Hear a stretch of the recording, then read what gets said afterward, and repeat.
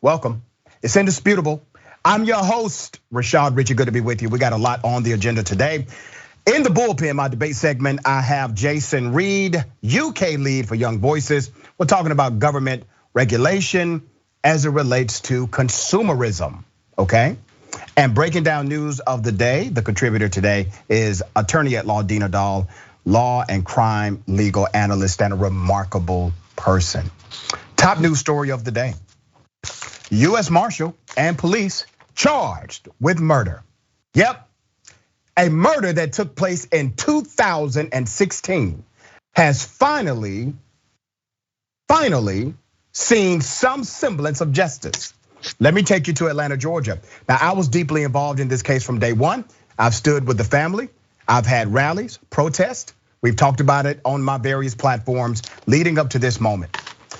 Let me put up a picture of the young man they killed. This is Jamarion Robinson.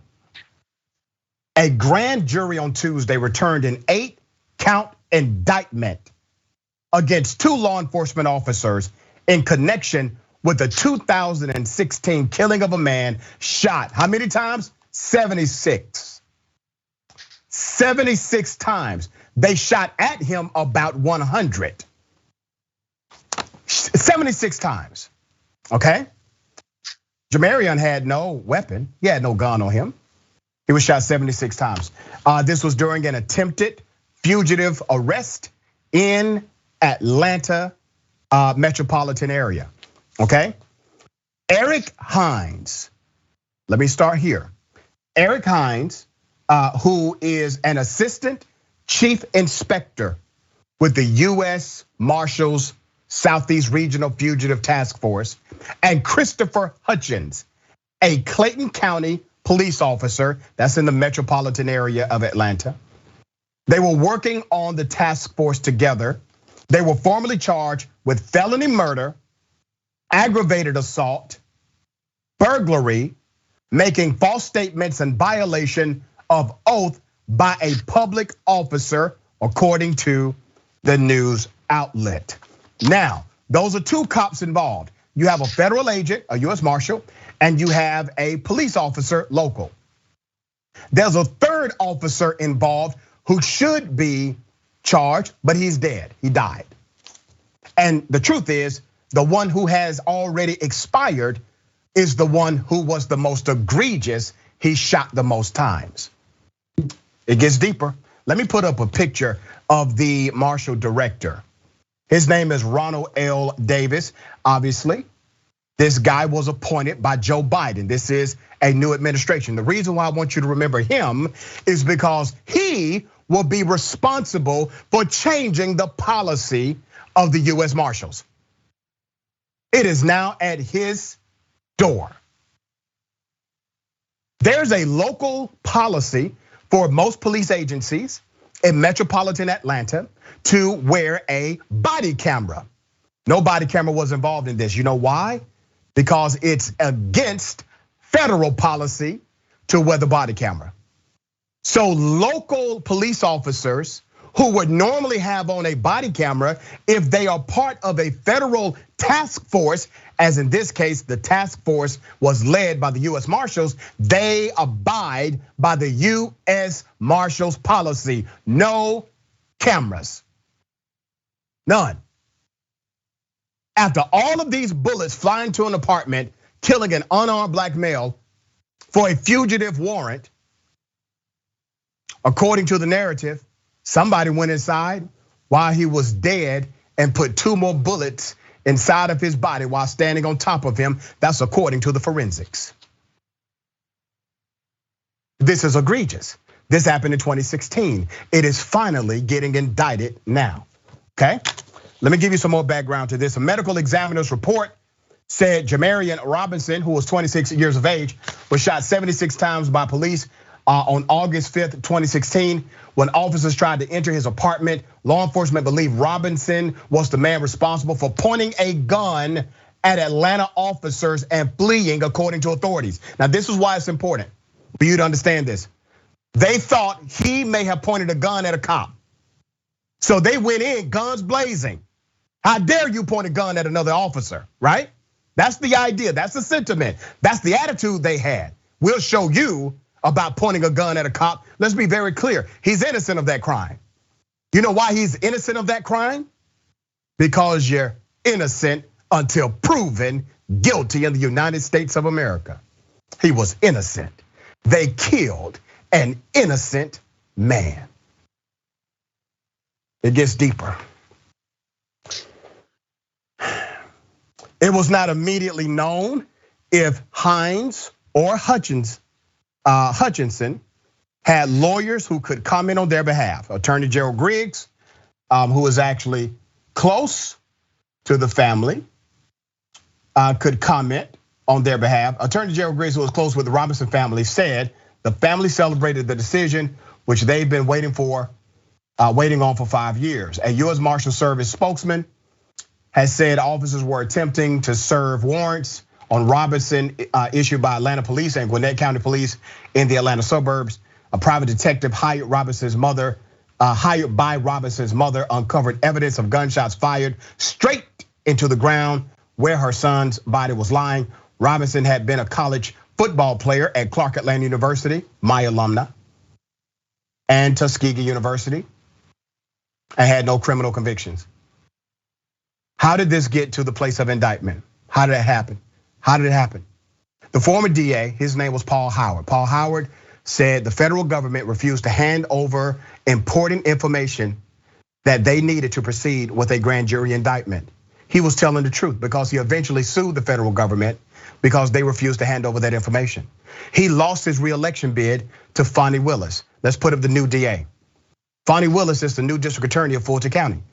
When she was running, her campaign said, hey, we are going to do something about this swiftly. A former Fulton County DA, Paul Howard, said the investigation into the case was blocked by the officers, okay? Refusal to cooperate and the absence of a body camera. But when Howard lost his position to Fonnie Willis, the new prosecutor promised swift action, and that is exactly what happened here. Now, I already know some of you, when we post this on social media and other places, you will say, well, why was he pointing the gun at the police? You know, the reality is, he wasn't. There's no evidence, there's no trial, there's no due process, there's no jury to convict because there's no person living. And in the United States, you are innocent until proven guilty. To all of you who believe in the Constitution and you uphold the due process clause, understand that due process was taken away from this young man. It is simply an accusation of what they believed. They believed this is what he did. Attorney, 70-some bullets. Some reports will say 59. Some reports will say 72. The reason why there's a discrepancy is because there were so many bullets that some ricocheted inside of his body and inside of that apartment. That's why the numbers have variables to them. But what are your thoughts here? Clearly excessive force. But what is so important in this case is the type of indictments coming down on these officers. It really shows the progress and the willingness DA has to indict officers. Because in George Floyd's case, Derek Chauvin, his highest charge that he had was a second-degree unintentional murder charge. Here they're charging felony murder. That is a first-degree charge that could result in a life sentence for these officers. I would say that's almost unprecedented to charge felony murder against an officer in this case, because it requires the DA to show that the officers were committing a felony when he died. So they're gonna be arguing the burglary, that they entered the building in order to commit a crime, and doing that when there is a death, it's automatically a felony murder. I haven't seen a charge like this against police officers. It's definitely creative. It's definitely gonna have more sentencing against the officers. And if it does result in a conviction, it can be an example of how these types of incidences are charged in the future. Yeah, and really, I mean, it's almost unheard of for a federal officer, for a federal agent to be charged with a local murder in the execution of his or her duties. This is rare, but this is called you're not above the law. That's what this is called. Okay, we got another story. This is out of New Jersey. I don't know why this New Jersey teacher decided to do something so ridiculous. A New Jersey teaching assistant was suspended by the Ridgefield School District after an alleged incident last week in which a Muslim American student claimed he was called a terrorist after asking a question during a math class, okay? This was really insensitive, highly racist, extremely bigoted, and very ignorant of this teaching assistant. The school district did not describe what took place, but said that the staff member is suspended while it conducts a full investigation into the matter. Do we have a screenshot of the young man? Okay, that's him. Muhammad Zubi. Muhammad, who's a senior at Ridgefield Memorial High School, said the class was working on a project last Wednesday when he raised his hand to ask if students could have more time to finish the assignment, when the assistant teacher allegedly responded saying, "We don't negotiate with terrorists." The hell? I'm looking around at a loss for words, according to the student, completely shocked. He said the entire class heard the exchange, and he asked the girl behind him to make sure that's what the assistant teacher said, and she confirmed she heard the same thing. This young man is 17 years of age, said the assistant teacher came up to him a few minutes later, patted him on the back, and said he didn't mean it like that. In my head, I'm just like, what other way could he have meant that? You see, this right here, this is implicit bias. It may not be hyper aggressive racism. I would give the teacher that. It could be. Don't take it off the table. But it is definitely at least implicit bias, where you say something extremely racist and bigoted and you expect people to laugh. You expect the person that you're victimizing in that moment to laugh with you because you have not considered what it would mean to the other person because of the privilege that you live in. That's how it starts, okay? He did not actively check himself. The school district, Ridgefield District, released a statement Sunday saying that the district has absolutely no tolerance for any sort of discrimination against any student or staff member. The young man did not return to school for nearly a week after that, just now started going back to school. And listen, in the education moment, anytime you are utilizing pedagogy, your teaching style to bring out the best student, the worst way to do that is to make them feel alienated in the moment of teaching. And that's what happened here. Attorney, what are your thoughts? This hits close to home. I'm an Arab American, and this type of discrimination has been going on long before 9/11. My father, when he immigrated to this country, faced it, and his community faced it so much that he started an Arab American Council in New York in the 70s in order to educate people. It has only gotten worse, unfortunately. And it's so sad that this was a teacher that did it, because this teacher is in charge of developing this student's education, his interests, and instead he made that student feel less than. Yeah. And there is something really wrong with this country when we say that's okay. And of course, as we've talked about, when our former president was willing to make Black and brown people feel less than, it emboldened a lot of other people to do the same. That's right, very well said. Let me do this. This is what I call a POS alert, a piece of you know what. You remember our dear brother Eric Garner, who was killed? Remember that? Remember he told the cops, "I can't breathe"? Remember that? If you don't remember, let me remind you, here it is. The video was seen by millions. Garner being arrested for illegally selling cigarettes last July. Forced to the ground, repeatedly telling police he couldn't breathe. Moments later, the 43-year-old father of 6 was dead. The medical examiner ruled it a homicide, caused in part by neck compression or what the report calls a chokehold. Yeah, they murdered him right down the street. And you saw it, everybody saw it, millions saw it. The man said, I can't breathe.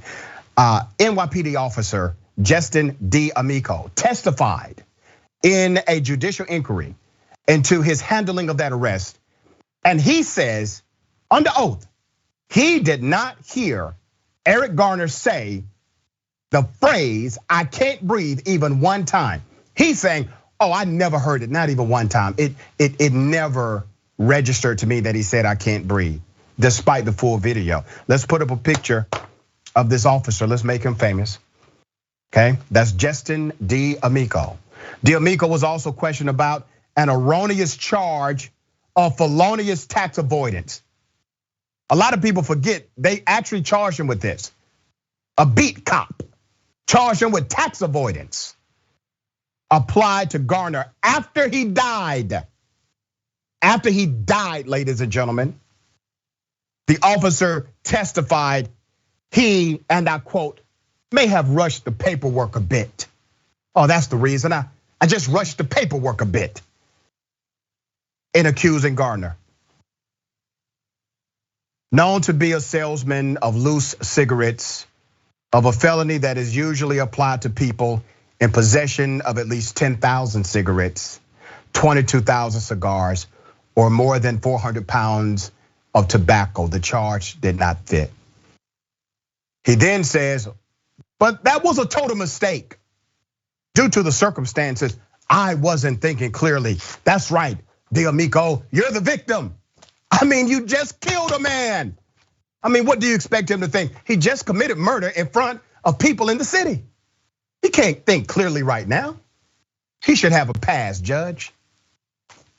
He admitted that he made other mistakes in writing down the police officers, and writing that police officers had used no physical force to arrest Garner.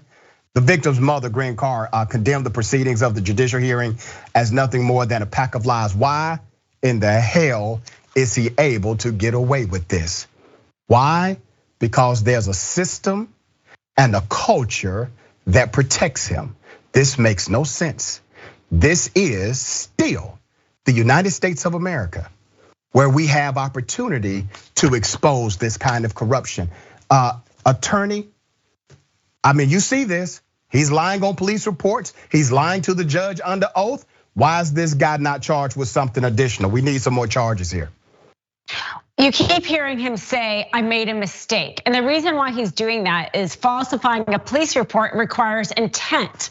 And he's trying to say he didn't intend to do it, it was a mistake. And he certainly got more of a benefit of a doubt than I think if you or I had done something similar. Because like you said, that charge was kind of outrageous.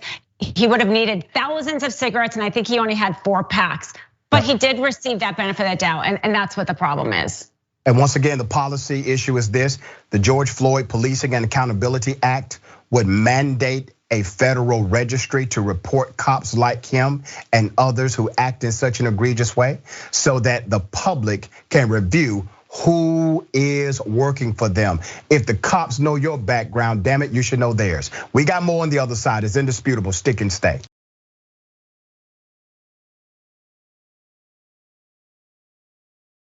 Yep, welcome back. We got a lot of show left. Let me remind everyone, we got good stuff coming up. We got Senator Nina Turner tomorrow, all right? Thursdays, right here on Indisputable. Make sure to subscribe to our channel, youtube.com/indisputable TYT. I think we got over 230,000 subscribers already. It is hot, hot, hot, okay? Thank you all in advance for that. Also, let me say this about TYT. This is not simply a place to be a reflection of the news. We push policy, we push narratives so that this world is a better place. We have those discussions. We have difficult conversations. And we also take a stance contrary to corporate interest, because the heart of a nation is truly determined by the people that make it great, not the top 1%, okay? TYT is celebrating 20 years. The 20th year anniversary is coming up, okay? I want everyone to take time to do this. Go to tyt.com/impacts. That's with an S. tyt.com/impacts and see what TYT with your help has been able to do.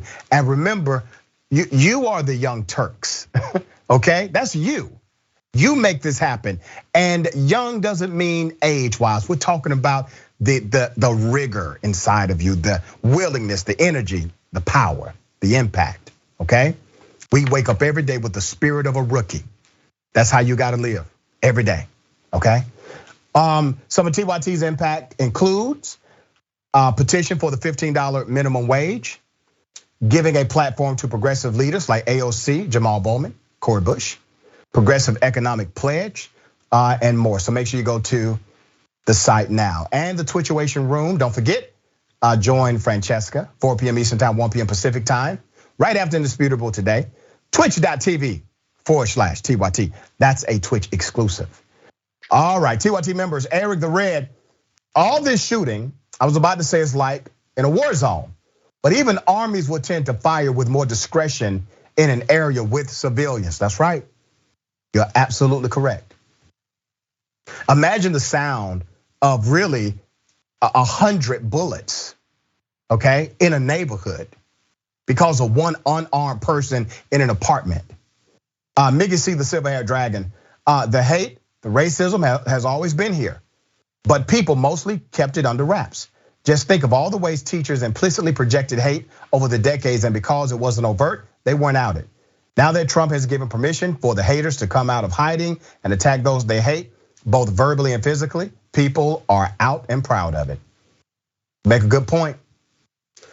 Chipper Nightshade says, it's hard to hear your victims' pleas for help when you've got your racism blinders and earplugs in. Yeah, YouTube super chat. Forbesilla says, I'm waiting for the doc to start the show by saying something silly like, welcome to Indisputable. I'm your host, Dr. Badass. That's nice, I like that. Sort Snog, Mr. Stay-at-Home Dragon. How do you shoot a man 76 times? Gucci Mane. So what made them stop at 76 shots? Yeah. Devil Dog Dragon. What did they shoot him with, a machine gun? You would have to reload multiple times if they use handguns. And they did reload. They did. Sue R says, wow, what's going on with these teachers right now? Yep. All right, let's go to Twitch. Alaskan Snow Dragon 2021. I don't know if you're a dog person, Dr. Richard, but I'd appreciate a shout out for my girl, Josie. She's at the vet with some intestinal problems that we don't have a cause for yet, and we're worried. I just gave you a shout out. I really hope things get better for Josie. I know Josie is family to you, okay? All right. You know, what if you were so attractive and so just, I mean, that when you go in public places, people hate on you just publicly because of your attractiveness. Here we go. I wish a Karen would. You want to call the police on them for having a barbecue on a Sunday? I feel free. Back off! I'm going to tell them there's an African-American man threatening my life. Nasty, you're a big fat slob, and you're touching me unnecessarily. You know what? You're touching me. You're the one that sat your fat, sloppy body down.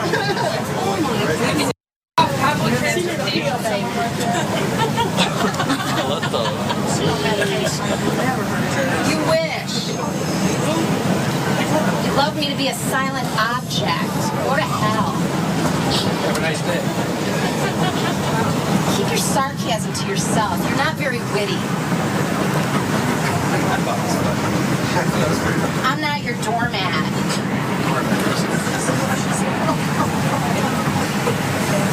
I don't know one person here anything. You just think that you have the right to disrespect me because I'm an attractive woman.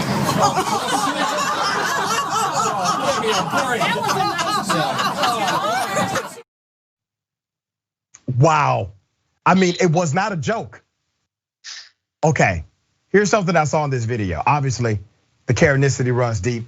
I don't know what she was looking at on the card, like she was getting instructions from a blank card. I don't know. In this, she is claiming that somebody's touching her. Did you see how crowded that location was? Everybody is touching everybody. I found this interesting, create some levity. Okay, we got it up. All right, is it gonna go to the other, okay. Yeah, all right. Dina Doll, what are your thoughts here? She starts out commenting on somebody else's looks, right, in a horrible way, and then talks about her own looks at the end. And somebody needs to tell her that beauty comes from within. Yes. Kindness is beautiful, humility is beautiful, graciousness is beautiful. And that clip, somebody laughing, that you were saying the older woman, she was more beautiful in her laughter than this woman could ever be with her hateful comments. Yeah, she really was off the meter. Back in the day, we would say she's off the meat rack. But I thought it was quite interesting how everybody laughed. Like that was not one of those, that was a real from the belly. This is some funny stuff you're saying right now, laugh, right? So she was able to provide not only disrespect, but also entertainment at the same time. That is a rarity that can only be pulled off by Karens of the world.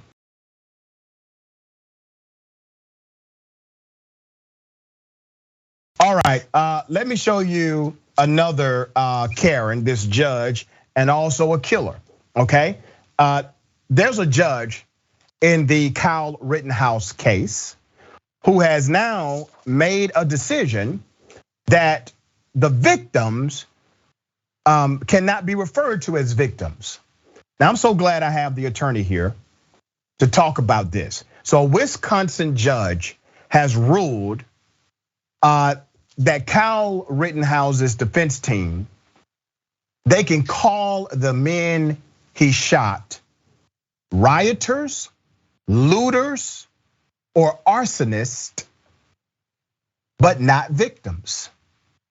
Now this seems very prejudicial. It seems not to rise to the level of what's called probative benefit for the case. And I could be wrong. That's why we have an attorney in the house. Let's put up a picture of the killer. That's Rittenhouse, okay? Teenage killer walking around, loaded gun. Police let him walk right by because he said, hey guys, I'm here for y'all. He had this weapon illegally. He crossed state lines illegally, and he committed illegal acts, including murder, okay? He was charged with fatally shooting 2 men and injuring a third amid protest in August of 2020. After the shooting of Jacob Blake. Rittenhouse has pleaded not guilty and claimed self-defense, saying he opened fire on the men because they were chasing him. Let me put up a picture of the judge. This is Bruce E. Schroeder. That's your judge who entered this decree, made the ruling, okay? Kenosha County Circuit Judge Bruce Schroeder issued the ruling after prosecutors had argued that Rittenhouse's lawyers should be banned from using terms to describe Rosenbaum, Huber, and Grosskratz, the victims. And this was really interesting because these types of motions happen all the time. This is not a new kind of motion for a lawyer. But this seems quite extreme. Assistant DA Thomas Binger had argued in a recent motion that Rittenhouse's lawyers should be banned from using the terms, says prosecutors will be banned from referring to the dead or injured men as victims. But Schroeder, the judge, disagreed, saying the two scenarios were not the same. It's common for judges across the country to ban the word victim during trials because it implies that a crime was committed and could therefore prejudice a jury against the defendant, which is true. Many judges have said, okay, you can't say it like that. But then this guy goes back and says, but you can't call them arsonists. You can call them that. This is really extreme here, attorney. You give us your legal analysis on it. I agreed with the prosecution's argument. It did seem like a double standard to me. The judge said if they could put forth evidence of arsonists and they could say it, well, I think in the same respect, if they put forth evidence that he was a victim, they should have been able to say that too. But you know what? Be careful what you wish for, because the fact is there is not a lot of evidence that they're arsonists or looters. In fact, this one survivor of the shooter was never charged with those crimes. And so if the defense attorney plans on putting forth evidence, it's going to be weak, and the prosecution will be able to poke holes through that. And you really don't want to blame the victim, and that seems like what the defense attorney is going to try to do with using those names, which could really turn off a jury. So the prosecution seems smart in this case. I think they could try to use this in their favor. The judge did also say that they could call Rittenhouse a cold-blooded killer. So they will be able to use terms and put forth evidence in that way. But I agree, I was disappointed in the ruling. Yeah, and the one person who survived was never charged with arson, was never charged with riotous behavior, was never charged with looting. So you're right, attorney, because once you start creating those categories, typically the court would like you to have what's called a factual basis for the claim. Now, the jury, they may also say, wait a minute, if you're gonna call them this, what's the evidence that they were? So you may, and you're right, you may end up pissing off the jury by trying to demonize an individual who was truly a victim of a crime. It could completely backfire if they utilize that strategy. All right, we got more on the other side. It's indisputable. Stick and stay.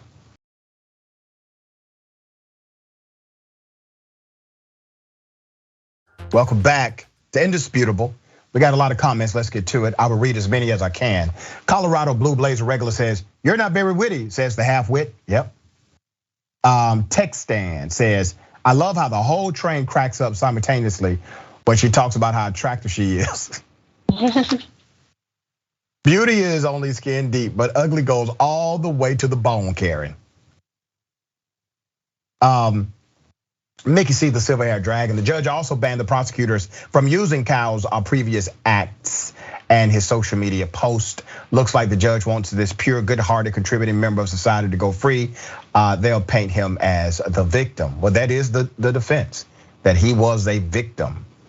Eileen, Funky Cole, Medina, Mama Dragon. How could the judge not see the hypocrisy, right? YouTube, Super Chat, Aquarius Dragon. If I got mad every time I got touched on a bus or train, I would be dead with heart attack by now. Yeah. Gucci Mane says she regretted saying that real quick. Yeah. The Wondering Goddess, a judge is supposed to be unbiased, but this one appears and sounds like he is very biased here. Yeah. Songs of Sovereignty, aloha, Dr. Richie. Mahola for you and this show. I learn from you every time. Stay safe and thank you for the heart. I heart you back. We appreciate that. Twitch. Jax Drax says, I didn't know Marjorie Green had a sister. That would be the sister though. I mean, seriously, somebody needs to do a DNA test. Octo Squeedy says, I haven't been laughed at like that since middle school. And some of them have not laughed like that since middle school. Understand it works both ways. TYT member, just be anti-racist. What do you mean? I equally beat all of the people I arrest. Eric the Red, this reminds me of those Republican politicians who told us about how they would like to claim to be women so they could go into women's locker rooms to stare. I remember that. And what's crazy, Eric, is that was a thing. That was actually a thing that cops would say. Cops, politicians, everybody said it. All right, Mickey C, the silver-haired dragon. Stabbed more than 30 times means he was enraged. He needs to be in prison for life. He's a danger to society. Yep, Colorado Blue Blazer regular. Charlie Crack tried to backtrack while winking and nodding to his mob, he 100% endorses other people fighting for his benefit. Yep. What if I told you a disgraced cop, right? A disgraced Miami cop has been accused of extreme racism, has all of a sudden claimed that he is in fact a black man. I would just let you see the video. This is a captain of a police department. Here's the video. As far as Captain Carr, she loves to call me a Latin male. I'm a black male. Yes, I am. And I am non-Hispanic. I was born in this country. That's how I feel. I have a question for you. Sure. So you classify yourself today as a black male? Yes. When you applied for the police department, did you classify yourself as a black male or a white male at the time? I think I put white male. I don't know if, I know I put white male, but I don't know if I put Hispanic. No, I know, listen, I know who I am, but it's also to make male. I'm sorry? You put down Hispanic male, didn't you? Okay.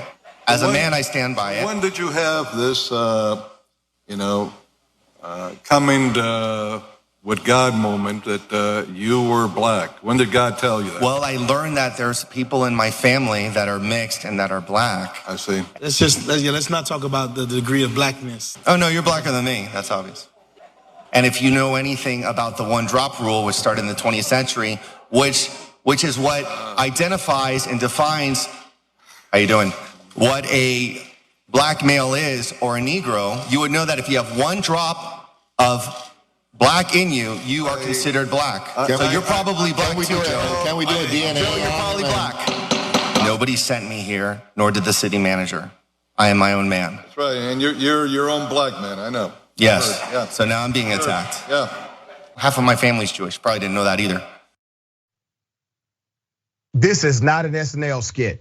This is an actual captain of the Miami Police Department who has been sued by another cop because of his extreme racism. There are extreme allegations against this one officer, this one captain, for being a racist piece of you know what. So to defend himself, he is now claiming that he cannot be racist because he is in fact a black man himself. I got some more video, here it is. I just want to give our viewers an idea of who this guy harassed, because although he's done these racist posts, he clearly is not discriminatory when it comes to who he's harassed. These are just some of the people who have complained about him: a teacher, a college student, bar patrons, motorists, a maintenance worker installing electrical lines, a drone operator, a woman who claimed she was flung down an escalator outside a bar, a man lost his nerves from having handcuffs tightly. He reportedly had another man had his eye socket cracked in a beatdown that Ortiz did. So I ask you, Mark, if there's still provisions that if Morales fires this guy, he could still wind up back on the force. If the courts will not do anything about police reform, if Congress will not do anything about police reform, what's the recourse from people who are on the receiving end of this level of abuse? Yeah, that's a great question. I would say let the process play out. I don't have the ability to predict that. Now, if past his prologue, he's probably going to get his job back. However, ultimately, a firing of a police officer under the union's collective bargaining agreement goes to an arbitrator, a quasi-judge, who rules kind of yay or nay. One of the concerns that a lot of the former chiefs, and perhaps the current chief, I haven't talked to him about this, have, is that the arbitrator is picked in part in concert with the union. Seems extreme, right? Let's put up a picture of Javier Ortiz. Let's put up his picture. This is your captain. Captain, talking this foolishness after being outed as a racist, okay? Let me give you some background. Sergeant Edwin Gomez, a 23-year veteran on the force, testified that this captain routinely committed outrageous acts and despicable discrimination against who? Black citizens, women, and other minority groups. In addition, the lawsuit claims soon after Gomez's testimony, Ortiz would often refer to him as a coward in front of other colleagues. Gomez stated that eventually his department turned its back on him as well, calling the organization's actions and that of the city of Miami illegal retaliation. The officer's other allegations included being denied overtime hours and passed over for promotions. He said he was suspended for reasons unbeknownst to him, among other charges. Over the years, Ortiz, who has been in law enforcement for nearly 2 decades, has become seemingly synonymous with dodging disciplinary actions for his reported frequent display of abuse and bias against minorities, particularly African Americans. This has been going on for many years. Put up his picture again. There he is. You know why he's here? You know why he's a cop? Because the culture allows him to be. George Floyd Police and Accountability Act would have caught this year 1. You would be able to go to a website and say, I'll be damned. There is no way we're going to stand for this in our community. But there he is. The police union, they have an agreement with the government. That agreement does not benefit you as a taxpayer. I'm talking to the people of Miami. This guy does not benefit you. He costs you money, he costs you morale, he costs your reputation, and he is not locking up the bad guys. He is one. Attorney, extreme, but still, they don't think this guy is going to actually remain fired. He's under suspension right now. What are your thoughts? Very disturbing. I mean, he's definitely a Karen. If he wasn't a police officer, we would think he was funny, but he has a badge. The number of use of force incidents against him is scary based on all the other stories we cover with deadly use of force. And yeah, hopefully Miami kind of sees this and takes the opportunity to reform the culture in their system. You know, I'm from Los Angeles, and it finally took the Rampart scandal for there to be a real awakening in the city. And they brought in outside experts. They brought in really serious thinkers about how to change their policing, which benefited it quite a bit. Sometimes it takes the city to really want that. If they want it, they can change the culture. It just depends how much they want to do it. That's right, very well said.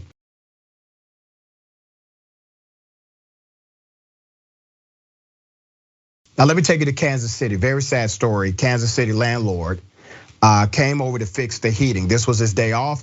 He was upset about having to fix the heating. This happened last Friday.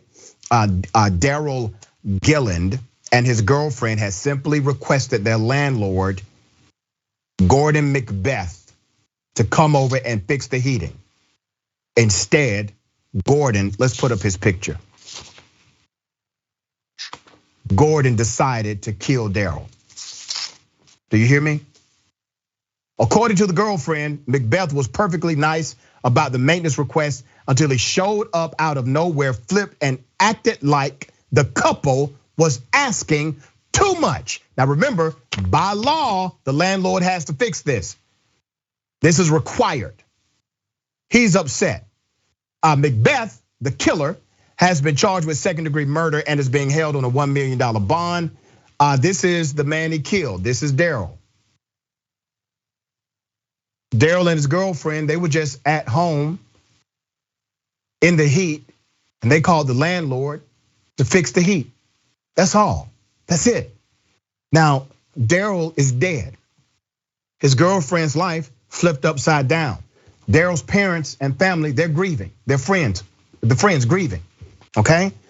There's a GoFundMe that was set up, all right, to cover the cost to relocate Gillen's body to be buried with his grandparents. You can find that, it's easy to find. Here's the background. It began when Gordon Macbeth, 44, came over to the rental unit and the couple asked if they could use a space heater, and that's when he completely flipped, said the victim's girlfriend, Samantha Pullman. He was evidently angry that he had to work when he was on his off day. Court documents say that Macbeth stabbed Gillen more than 30 times after his girlfriend sent a message about the heat. The couple had been together for 5 years and moved into the home together. Macbeth pulled out a long knife. This is just so extreme, and started stabbing this man. Neighbors recalled horrific screaming from the couple's home. One neighbor rushed to the home, seeing the attacker on top of Gillen, continuing to stab him. Another neighbor pulled out a gun, holding him until the police arrived. Wow. Everything changed in moments. Attorney, have you seen something this egregious before? It's a horrific crime, and my condolences go to the girlfriend. It was really awful. Unfortunately, I feel like I don't know if there's mental illness involved here, but it almost seems like it. And we are seeing a lot more of that in this country. And I hope we start to take mental illness more seriously. And we're also seeing, how vulnerable tenants are and how hard, people live in these conditions, even though they shouldn't. There should be heat, as you said, and often they don't have plumbing fixed and that kind of thing. And that's kind of come out a little bit more during this pandemic as well. And hopefully we focus our attention there too. When you make people believe in you, I'm shifting gears. When you make people believe in you and believe in your rhetoric about that democracy is being stolen, that you need a gun in order to protect yourself from some politician or policy, this is what happens. Here's the video. You're brave for what you say, and the fact that you stand up there and say it, and I appreciate it. I think we all appreciate it, actually, because there's not a lot of people that have the balls to do it. But I want to ask you something a little bit out of the ordinary. So prepare yourself. At this point, we're living under corporate and medical fascism. This is tyranny. When do we get to use the guns? No, and I'm not, that's not a joke. I'm not saying it like that. I mean, literally, where's the line? How many elections are they gonna steal before we kill these people? So, no, no, hold on. No, stop. No, Charlie. Why are you stopping him? You radicalized him, Charlie. You and your cronies, your crew, your people, your movement, they are radicalized by your indoctrination. Don't act as if now you get to moralize on your followers. They are simply returning to you what you have fed them, Charlie. If this is not an awakening for you and your soul, young man, if this is not a moment where you realize, what in the hell have I done?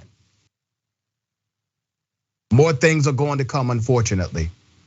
And you being at a Talking Points USA rally, saying, no, stop, don't say that, won't change it. Because if you continue to feed the machine that creates and radicalizes these individuals to say that they want to kill other Americans, you are part of the problem, brother. You're not part of the solution whatsoever. Charlie Kirk tried to quickly denounce it, convince the man that he was playing into provocation on the left. No, brother, he's playing into provocation on the right. Attorney, closing thoughts.